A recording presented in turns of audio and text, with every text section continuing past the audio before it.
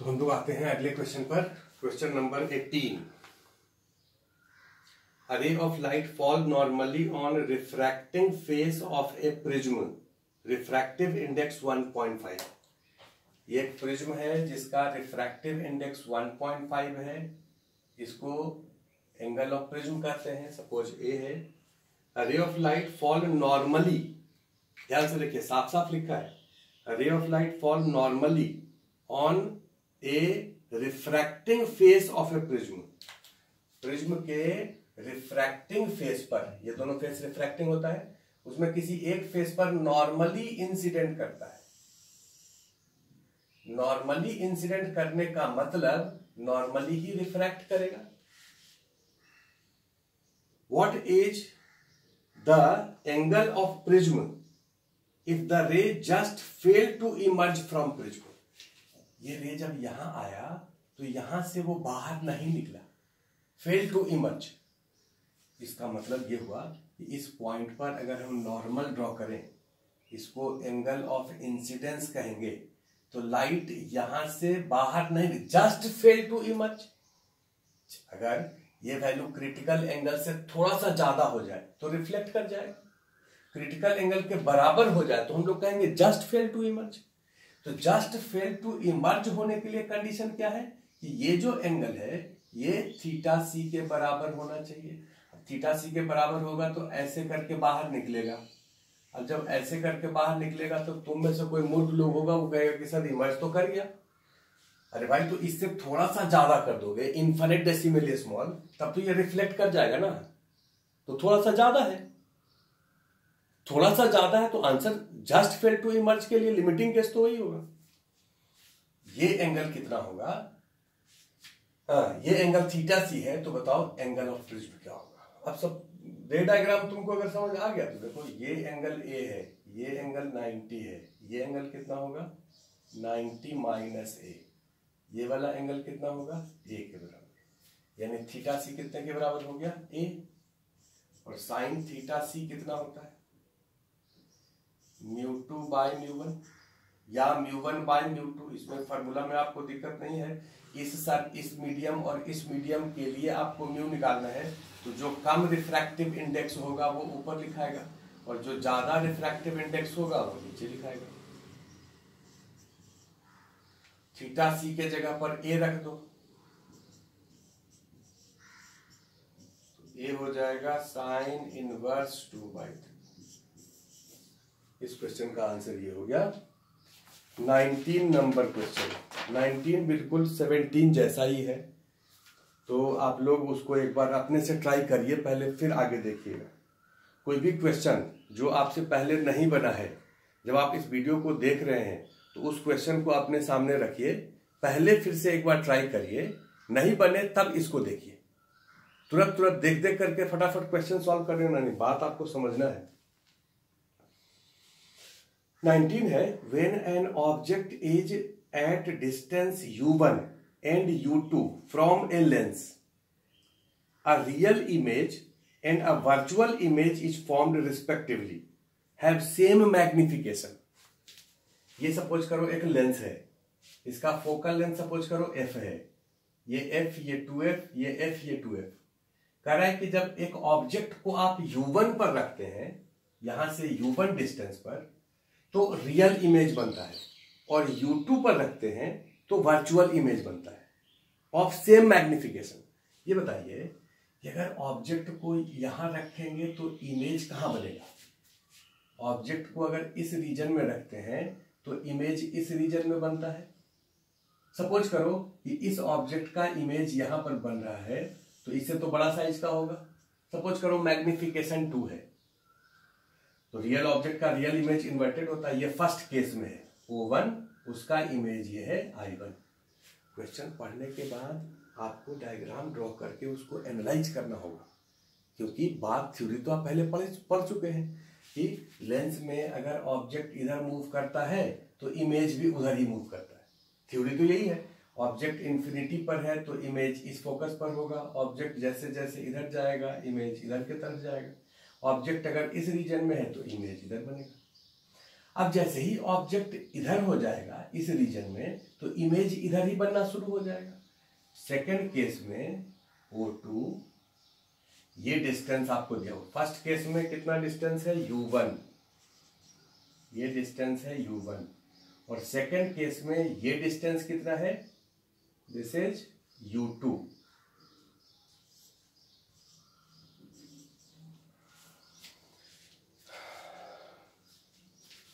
जब ये यहां है तो इमेज इधर बनेगा, और कह रहा है कि मैग्निफिकेशन सेम है, मतलब अगर इस केस में मैग्निफिकेशन डबल है तो इस केस में भी मैग्निफिकेशन डबल होगा, लेकिन साइन में अंतर होना चाहिए। फर्स्ट केस M1 में मैग्निफिकेशन सपोज करो -m है, तो सेकंड केस M2 में मैग्निफिकेशन +m होगा। तो फोकल लेंथ कितना होगा। अब पिछले केस में आपको जो 17 नंबर क्वेश्चन था उसमें स्क्रीन के बीच का डिस्टेंस दिया हुआ था, अभी इस ऑब्जेक्ट के बीच का डिस्टेंस दिया हुआ, ये भी डिस्प्लेसमेंट मेथड ही है। ये जो है ये भी डिस्प्लेसमेंट, हम लोग जो डिस्प्लेसमेंट मेथड पढ़े थे उसमें क्या था कि ऑब्जेक्ट और स्क्रीन फिक्स्ड था और लेंस को मूव कर रहे थे, तो लेंस का डिस्प्लेसमेंट मेथड जब पूछे तो आपको वही लिखना है। ये तो क्वेश्चन है जो कि डिस्प्लेसमेंट पर बेस्ड है। तो आइए इस क्वेश्चन को सॉल्व करते हैं।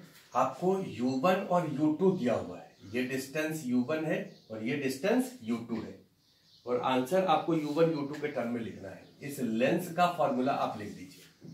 लेंस का फॉर्मूला होता है 1/v - 1/u = 1/f, और मैग्निफिकेशन का फॉर्मूला होता है v/u। आप क्या करिए, अब ये सोचो कि इसको v से मल्टीप्लाई करें कि u से करें। u से करेंगे तब तो आपको U1 और U2 दिया हुआ है, तो u से मल्टीप्लाई कर दीजिए। ये हो जाएगा u/v - 1 = u/f, और u/v को आप लिखेंगे, u/v को 1/m - 1 = u/f। ये लेंस का फॉर्मूला हो गया। अभी इसमें साइन आप नहीं रखे हैं, अनसाइंड है ये, तो साइन जब नहीं रखे हैं तो इसको फर्स्ट केस में आप लगाइए। इस वाले केस में, फर्स्ट केस में इसका साइन रख दीजिए, इसका साइन रख दीजिए, इसको छोड़ दीजिए, इसका साइन रखो। 1/m के जगह क्या लिखें, -m - 1 = u के जगह क्या लिखें, -u1, इसको आप छोड़ दीजिए f।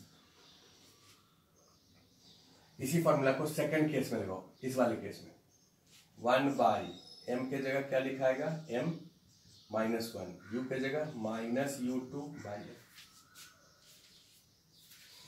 अब आप इस दोनों इक्वेशन को जोड़ दीजिए, ये कैंसिल हो गया, -2 -u1 + u2/f, ये minus minus cancel, f = u1 + u2/f। ये आंसर हो जाएगा। फोकल लेंथ इसका प्लस आया है का मतलब कॉन्वेक्स लेंस है।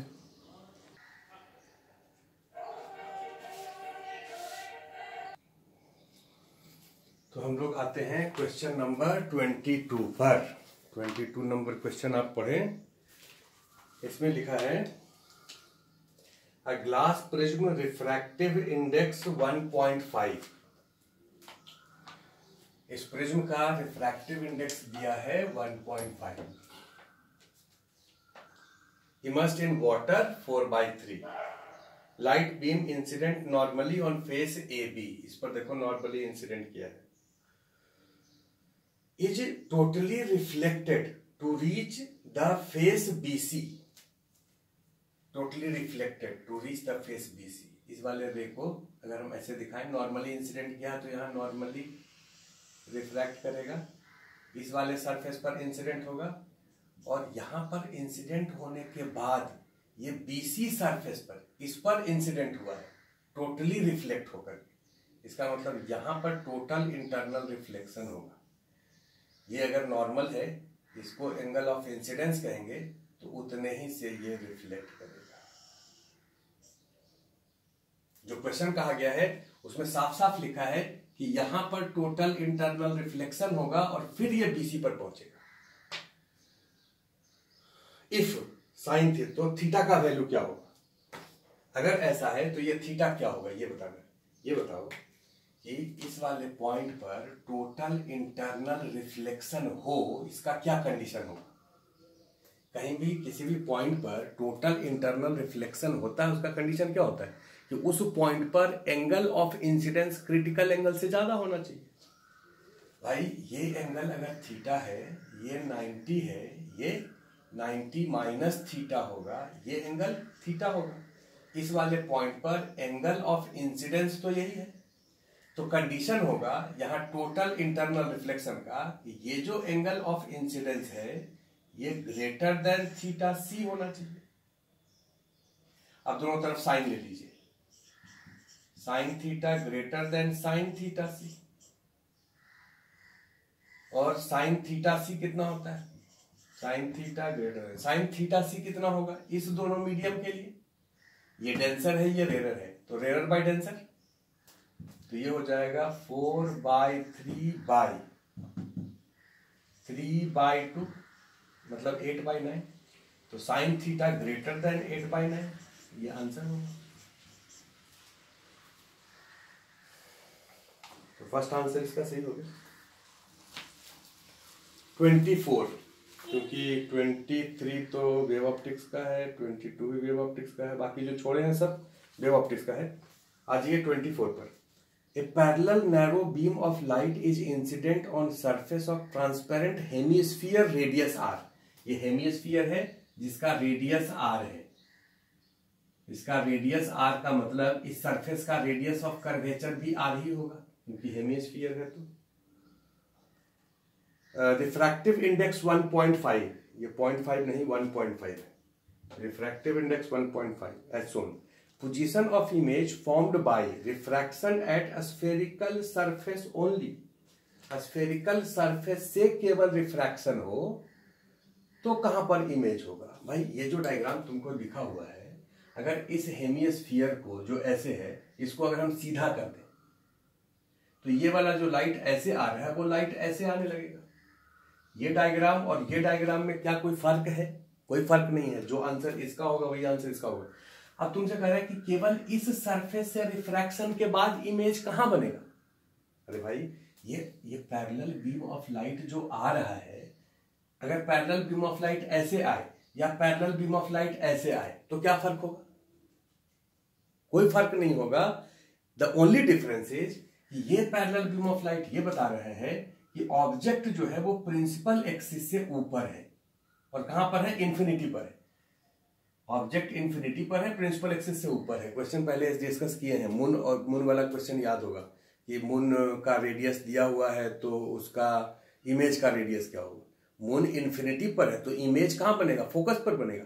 अब अगर इंफिनिटी पर पॉइंट ऑब्जेक्ट होगा, जैसे यहां पर अगर ऑब्जेक्ट होगा तो उसके फोकस पर बनता है। अब यहां तो फोकस है नहीं, केवल एक कर्व सरफेस है। अगर ये लेंस होता तब उसका फोकस हम लोग निकाल लेते, फोकस फोकल प्लेन पर बनता, लेकिन यहां तो केवल ये एक सरफेस से रिफ्रैक्शन के कारण लिख रहे हैं। तो अगर ऑब्जेक्ट यहां है, इस सरफेस से रिफ्रैक्शन के बाद इमेज कहां बनेगा? या अगर ऑब्जेक्ट यहां इंफिनिटी पर है तो इस सरफेस से रिफ्रैक्शन के बाद इमेज कहां बनेगा? दोनों का पोजीशन जो है वो सेम हो, प्लेन सेम ही होगा। द ओनली डिफरेंस इज कि अगर ऑब्जेक्ट यहां है इस वाले केस में, तो जिस भी पॉइंट पर इमेज इसके कारण बनेगा वो प्रिंसिपल एक्सिस पर नहीं बनेगा, वो इस प्रिंसिपल एक्सिस से नीचे बनेगा, प्रिंसिपल एक्सिस से नीचे बनेगा। तो इमेज का हाइट तो तुमको निकालने के लिए कहा नहीं गया, केवल इमेज का पोजीशन निकालना है। तो इमेज का पोजीशन कैसे निकालते हैं? इमेज का पोजीशन निकाल लीजिए, इमेज का पोजीशन निकाल लीजिए। जैसे इसको आप ऐसे समझिए कि अगर एक कर्व सरफेस होता है, ये एक ही कर्व सरफेस हम ले, और कोई ऑब्जेक्ट अगर यहां है तो इस ऑब्जेक्ट का डिस्टेंस यहां से कितना लेंगे? क्या ये डिस्टेंस लेंगे? नहीं, ये डिस्टेंस लेंगे। ऑब्जेक्ट डिस्टेंस ये होगा। अगर ऑब्जेक्ट यहां है तब भी ऑब्जेक्ट डिस्टेंस यही होगा। अगर ऑब्जेक्ट यहां है तब भी ऑब्जेक्ट डिस्टेंस यही होगा। अगर प्रिंसिपल एक्सिस के परपेंडिकुलर आप ऑब्जेक्ट को मूव करते हैं तो ऑब्जेक्ट डिस्टेंस चेंज नहीं करता है। अगर ऑब्जेक्ट यहां है और सपोज करो उसका इमेज यहां बन रहा है, ऑब्जेक्ट अगर यहां है तो उसका इमेज इसी लाइन पर यहां बनेगा। ऑब्जेक्ट अगर यहां है तो उसका इमेज यहां बनेगा। तो इसी केस में अगर पैरेलल बीम ऑफ लाइट ऐसे इंसिडेंट करता, मतलब ऑब्जेक्ट इंफिनिटी पर होता, तो इमेज का पोजीशन प्रिंसिपल एक्सिस पर होगा। जैसे जैसे ऑब्जेक्ट ऊपर जाएगा वैसे वैसे इमेज जो है वो उससे नीचे आएगा। फर्क तो केवल इतना ही पड़ेगा। लेकिन इमेज डिस्टेंस अगर हम इसका पूछें या इसका पूछें तो सबका इमेज डिस्टेंस तो सेम ही है ना। तो ये जो सरफेस है, इस सरफेस से रिफ्रैक्शन का फॉर्मूला लिखिए। रिफ्रैक्शन का फॉर्मूला क्या होता है भाई, आपको एक ही सरफेस से केवल पूछा जा रहा है। तो μ2 by V minus μ1 by U, μ2 minus μ1 by R. Light इससे इसमें गया है तो μ2 के जगह म्यू लिख देते हैं और म्यू का वैल्यू कितना है 1.5 है। v निकालना है। μ1 u कहां है, इंफिनिटी है, minus infinity.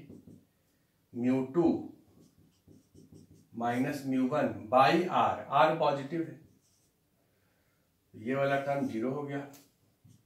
1.5 v equal to 0.5 R, तो v is equal to 3r। इस सरफेस से 3r डिस्टेंस पर इमेज बनेगा। अब इमेज यहां होगा ऐसा नहीं है, क्योंकि ये इंफिनिटी पर है तो इस प्लेन पर होगा। अब इससे वो नीचे हो जाए, वैसे भी इंफिनिटी पर ऑब्जेक्ट होता है तो इमेज का जो साइज होता है वो छोटा होता है, तो इमेज इसी प्लेन पर बनेगा। लेकिन यहां पर तो केवल डिस्टेंस पूछा जा रहा है, डिस्टेंस कितना होगा, तो डिस्टेंस हम लोग ऐसे कैलकुलेट करेंगे।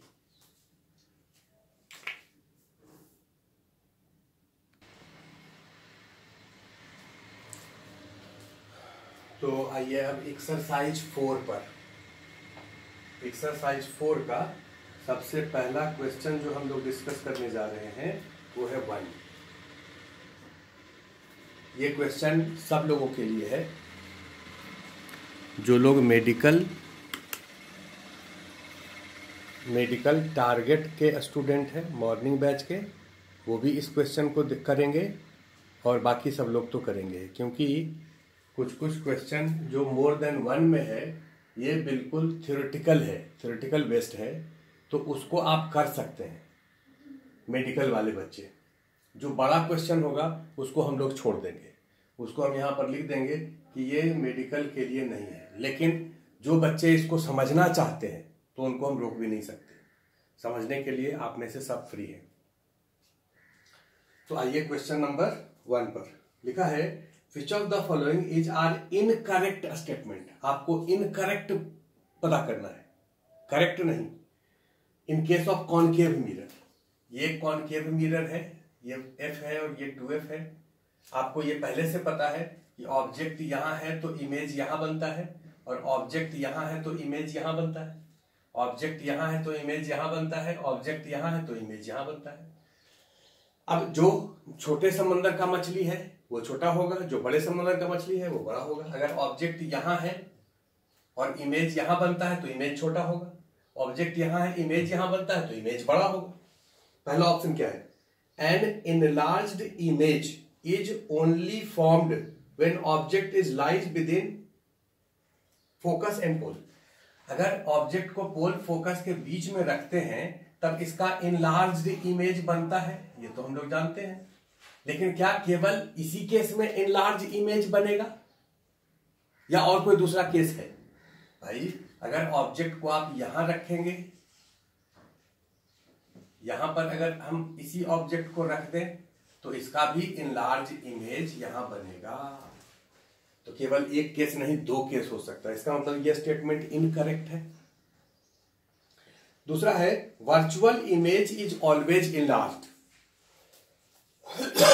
Virtual image is always enlarged.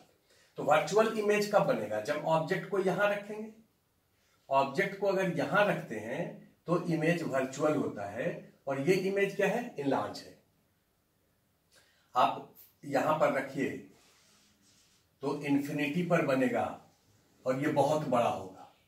जैसे जैसे आप इसको इधर शिफ्ट करेंगे वैसे वैसे इमेज इधर शिफ्ट करेगा। अपोजिट डायरेक्शन में मिरर में चलता है, लेकिन अगर ऑब्जेक्ट यहां रखेंगे तब भी इनलार्ज होगा, ऑब्जेक्ट को यहां रखेंगे तब भी इसका इमेज इनलार्ज होगा। तो अगर वर्चुअल इमेज बन रहा है तो वो तो इनलार्ज है, लेकिन क्या ये ऑलवेज होगा? अगर ऑब्जेक्ट को पोल पर रखेंगे, बिल्कुल पोल पर रखिए, तो इमेज भी बिल्कुल पोल पर बनेगा और इसका साइज सेम हो जाएगा। केवल एक ये केस है जहां पर कि इमेज का साइज और ऑब्जेक्ट का साइज सेम हो जाएगा।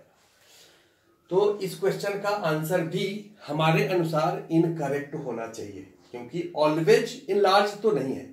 इस रीजन में कहीं पर भी रखेंगे तो इनलार्ज होगा, लेकिन पोल पर रखेंगे तब तो इनलार्ज नहीं होगा।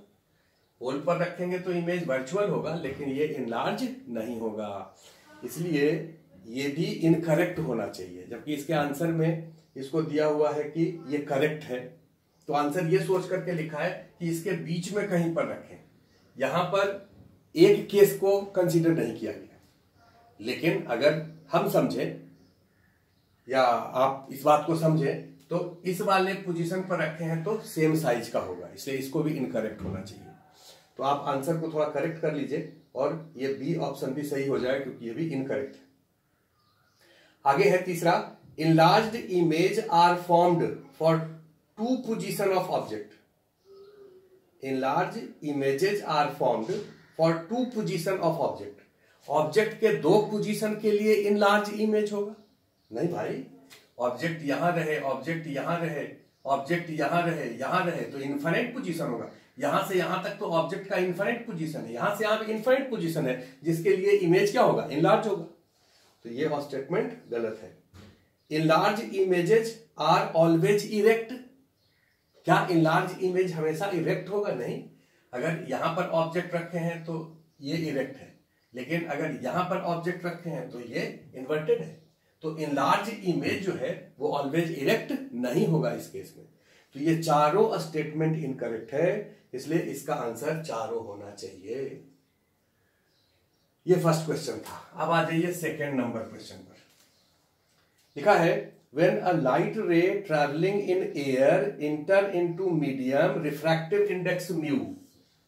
ये सपोज करो एक मीडियम है, रिफ्रैक्टिव इंडेक्स म्यू है, और एक लाइट रे जो पहले एयर में ट्रेवल कर रहा था वो इसमें इंटर किया, तो पहला ऑप्शन है, इस speed decreases by factor mu. Obvious सी बात है कि अब इसमें जो स्पीड होगा भाई, रिफ्रैक्टिव इंडेक्स जो इसका होता है इसके रिस्पेक्ट में, इसका डेफिनेशन ही है कि velocity in air by velocity in medium. तो मीडियम में वेलोसिटी होगा velocity in air by mu. ये बिल्कुल करेक्ट है। उसके बाद है frequency decreases by factor. Frequency तो चेंज नहीं करता है, इसलिए ये गलत हो गया।